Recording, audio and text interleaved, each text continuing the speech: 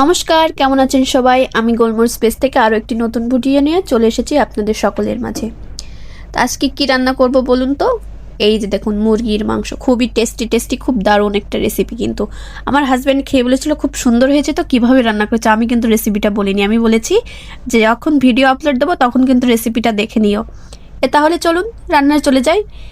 এই যে কড়াইয়ে তেল গরম হলে তেজপাতা, শুকনো মরিচ, ফোড়ন দিয়ে দিয়েছি। তার মধ্যে আমি মাংসটা দিয়ে দিয়েছি। খুব সুন্দর করে ভাজি করে নেওয়ার পর আদা, রসুন ও পেঁয়াজ, কাঁচামরিচ থেতো করে নেওয়া ছিল সেটা আমি দিয়ে খুব সুন্দর করে ভেজে নেওয়ার পরে একটা স্পেশাল ভাজা মশলা করেছিলাম সেইটা দিয়েছি এবং হলুদ, মরিচ, লবণ দিয়ে খুব সুন্দর করে ভাজি করে নিয়েছি। ও আমি একটু রেডিমিক্স মুরগির মাংসের মশলাও দিয়েছি, সেটা দেখেছেন নিশ্চয়ই।